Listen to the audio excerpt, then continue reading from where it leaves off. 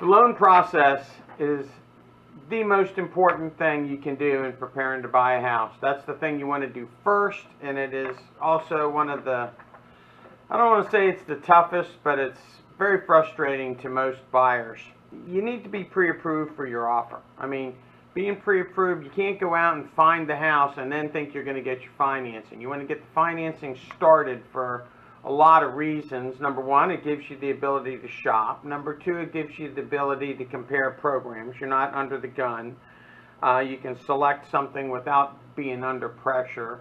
Three, you need to know the numbers before you go out looking. If you go out looking and you're looking in one price range and suddenly you find you can't afford that price range, you're never going to find a home you like in the lower price range because you've looked at the higher. Or conversely, you go out and find out, well, shoot, we could have looked in a whole different area had we known we'd gone that far. We were thinking it was this. Also, you want to go with what you are comfortable with, not necessarily what you can afford. Many times a lender will approve you for more than what you actually feel comfortable with. So you want to get all that worked out ahead of time before you begin the process.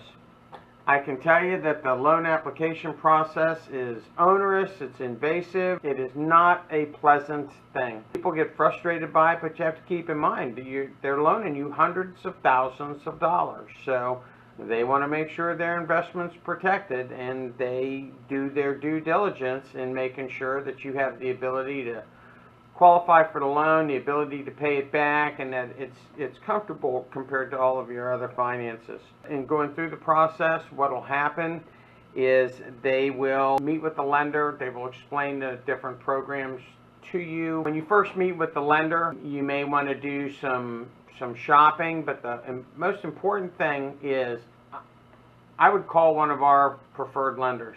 Call one and have them do the initial pre-qualification with you.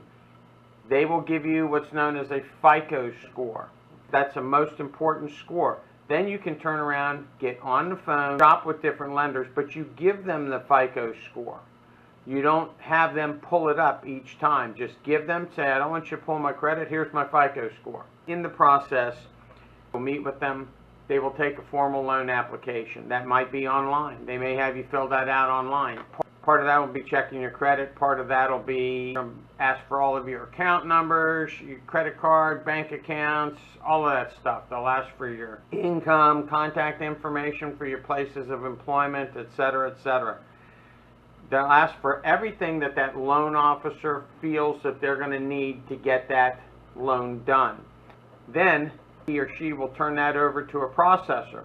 Processor's going to look through that and come up with more things. They'll look and they'll say, well, we noticed that you have a deposit in this bank account. We're going to need an explanation for where that cash came from. Where did you just get $20,000 from?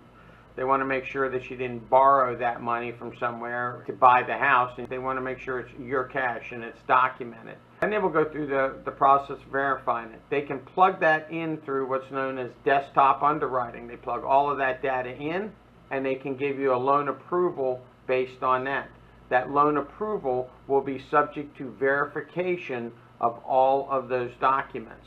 That's enough for us to go out and look, and that's typically what's put together with an offer. But as we get down the road, once you have a home under contract, the next thing that'll happen is it goes before an underwriter. The underwriter is for formal loan approval, not just desktop underwriting or loan approval that the lender says, which is caveated by a bunch of different things, but it'll be formal loan approval. That means that they have a contract that it's tied to. At that point in time, they're going to ask you probably for more documents. They will also go back and re-verify all of the things that they verified initially. One of the things you absolutely positively do not want to do is go out and put stuff on your credit card. We had a client one time that went out and bought furniture for their new house on credit. And then they couldn't qualify for the loan to get their new house. So they had to return the furniture, qualify for the new house, go to settlement, then go back and get the furniture. It was a convoluted process. But you have people that buy cars. You have people that change jobs. You have people that move money into an account. Well, I sold my coin collection. Well, we've got to document all of that. The lender has to document, so you don't want to make any of those financial moves during the course of that. And keep your financial information out, because you do get those last minute requests, and it can be very frustrating. Spencer, I got everything packed. It's on a truck. It's on a truck coming to the new house. Keep all of that stuff handy, keep it out, and recognize that that is probably going to happen. If it doesn't, then that's a blessing for you. If it does, then don't let it frustrate you. And you don't want to, again, make any changes. Don't change your job. Don't do any of that kind of stuff. Don't make a large purchase. Don't even make a small purchase. Don't transfer money or any of that type of thing. When you're selecting a lender, one of the most important things, in my opinion, is to not select a mortgage broker. The mortgage broker sales pitch is that, oh, they're not affiliated with any one bank, they're affiliated with multiple banks, so they'll shop you and get you the best rate. My experience with them is they're not shopping to get the best rate for you, because they've already gotten you to commit to a rate. If they can get a lower rate and sell it to you for the amount of money that you've agreed to pay, they pocket the difference. The other bigger thing is that the broker is shopping it to different lenders. They may have their favorites, but they may have, they're dealing with 12 different banks or 18 different banks or 32 different banks. And they have an acquaintance at each one of them, but they don't have clout at any one of them. We don't even know if they're dealing in the same time zone, so as far as timeliness of the matter, but they don't have the control over the situation that a good, solid local lender has. And they also have a bad reputation as agents. That's one of the things we look for. If it's a mortgage broker, that's a big red flag. So if we're in a multiple contract situation, much better off having a local, solid, locally based lender that's experienced and has a good reputation. Likewise, your local bank may not be the best choice. Well, I bank with Wells Fargo. It's easy to go through them. It's not necessarily the easiest to go through them. They're not necessarily the best rate that's out there on the street. You want somebody, they have a captive audience there that they deal with and cherry pick.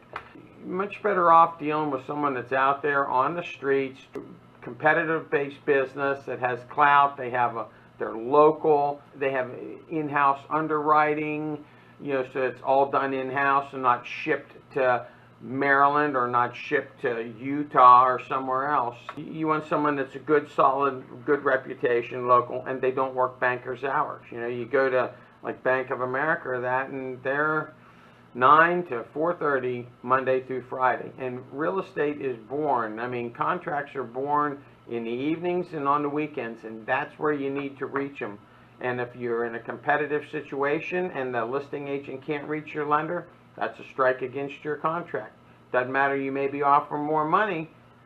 If they can't get the lender to verify that, they're going to move on to the more solid contract.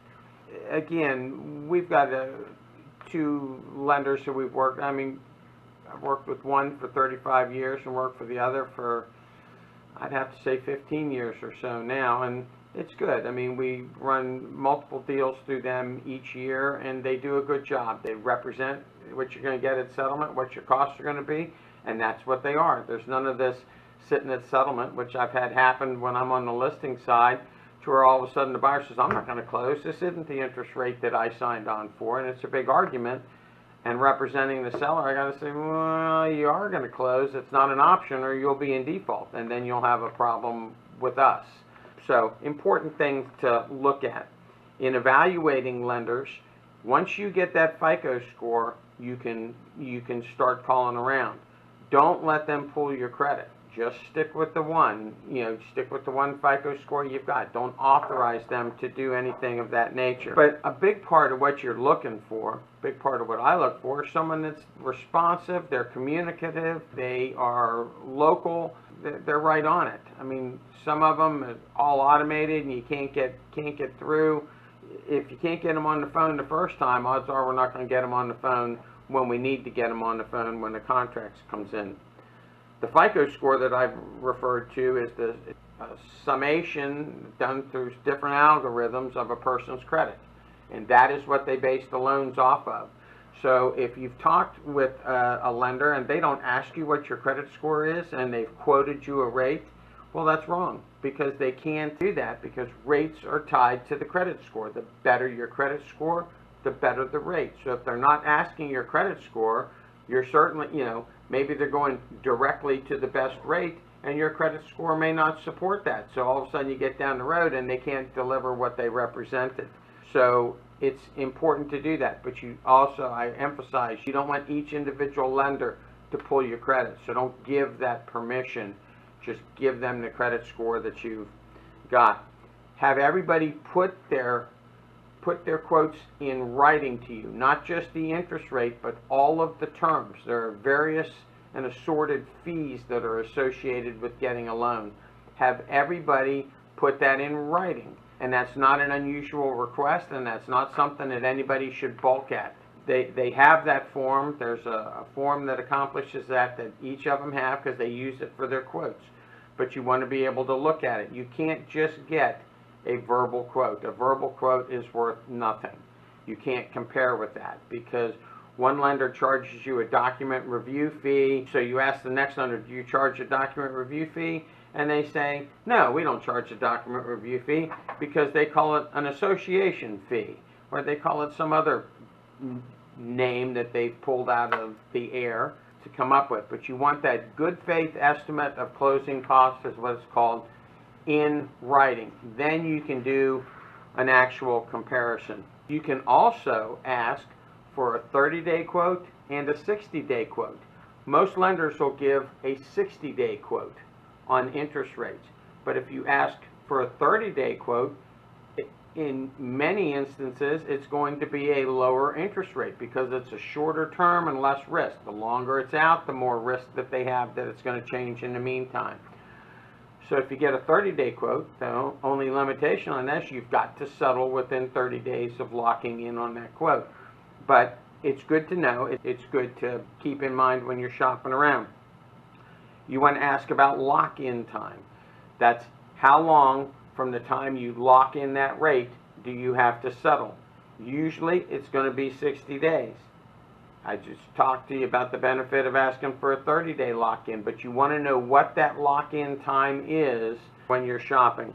You also want to make sure that they're not including any prepayment penalty, meaning that here's the loan, here's the terms, and one of the requirements is if you sell that home within a 5-year time frame, you've got to repay them some interest that they're not going to be able to collect, because they're selling a loan based on that. It's rare that that comes up, but it comes up often enough that it's a good question to ask.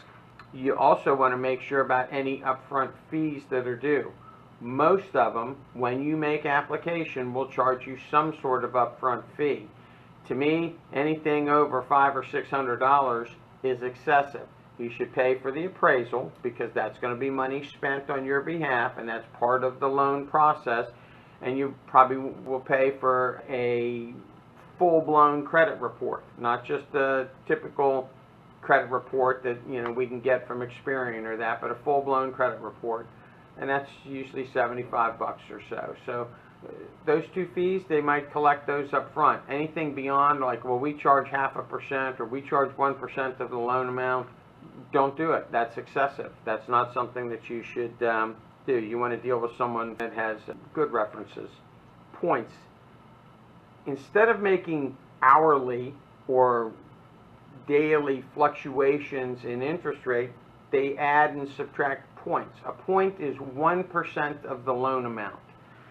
So you can get maybe hypothetically a 4% interest rate with no points, or you can get a 3 5/8% interest rate by paying 1 point.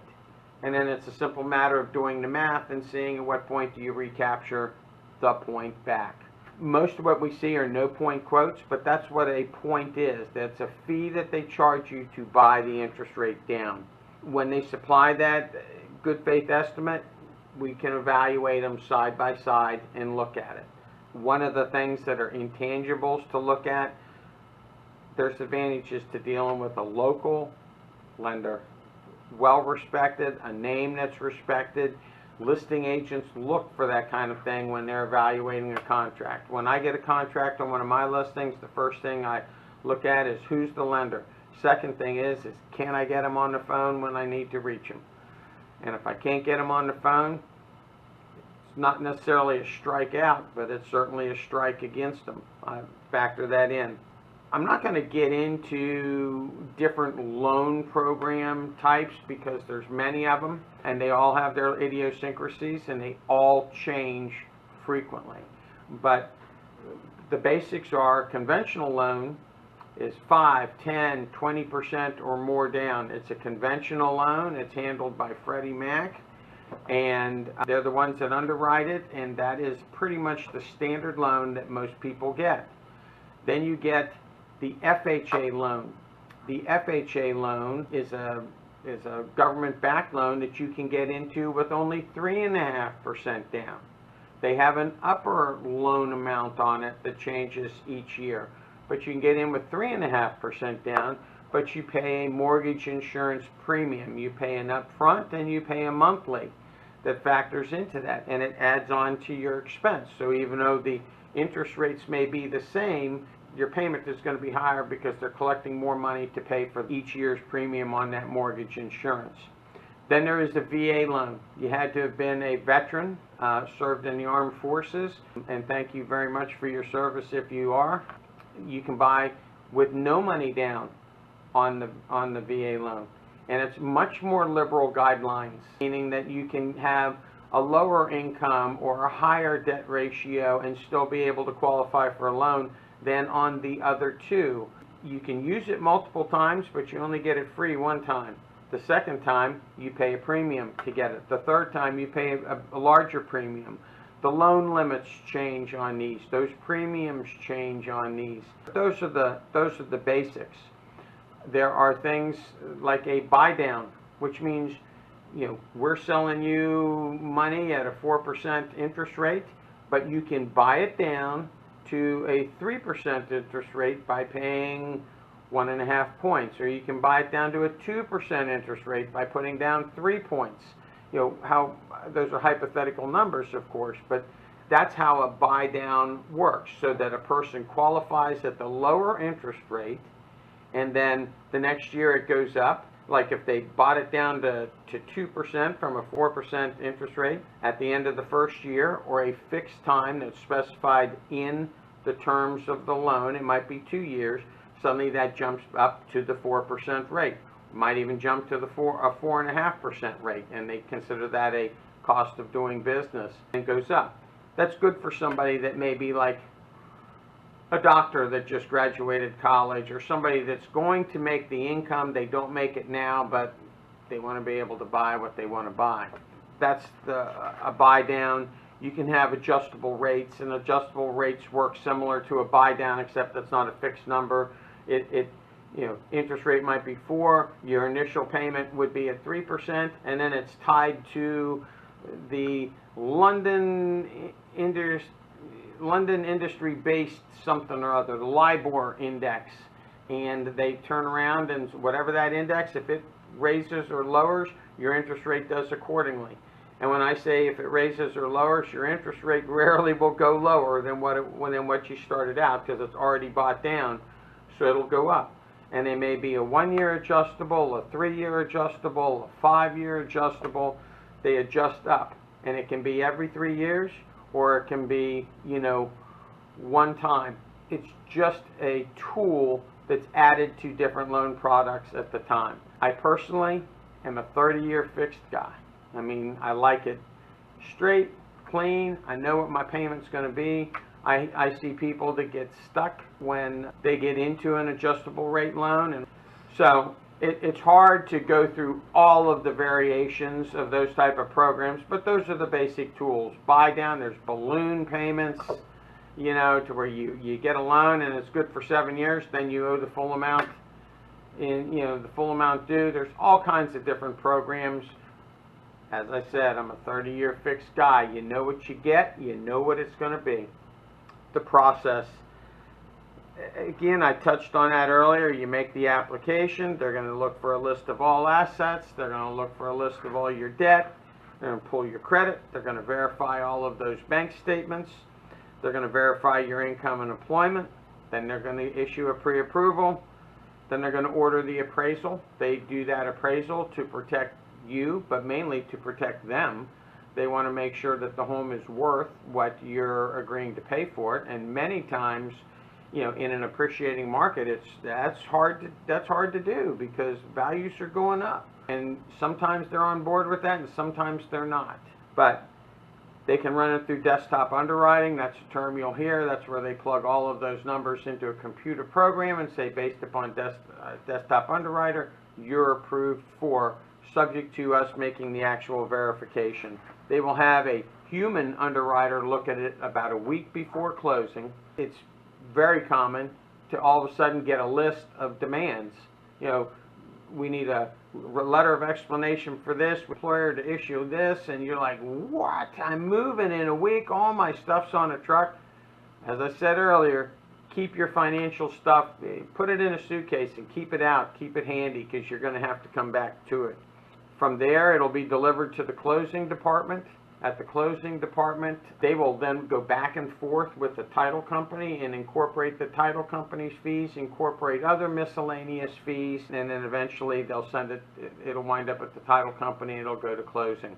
Down payment can be required, some little things about lending. Down payment that can be required with some loan types, you can get what's known as a gift letter, meaning that you can borrow $10,000 from a family member or close family friend. You can borrow it as long as they sign a gift, what's known as the gift letter, meaning they've gifted you that money. They don't expect repayment. There's not going to be any repayment on that. So that's one option. You can cash in, you can borrow against your 401k, you can borrow against life insurance policies. There's different ways to find money for that. Mortgage insurance is a common question that comes up because it's due on, you know, if you have a conventional loan with less than 10% down, they may want you to buy mortgage insurance. Mortgage insurance is a company that insures the loan that says that they will guarantee, even though you don't have 20% down, or on an FHA it's standard to pay that mortgage insurance. That's what MIP stands for, mortgage insurance premium. That mortgage insurance protects the lender if for some reason you default on that loan, meaning we didn't ask them for 20% down, but you're paying that mortgage insurance, and if you default, they will step in and guarantee up to that down payment to the lender. That's why they ask for that. In some cases, when the home appreciates enough, or once you reach that 20% mark, you can have the mortgage insurance removed. On other types of loans, you can't. It's a byproduct. Different lenders have different products. And that's basically it.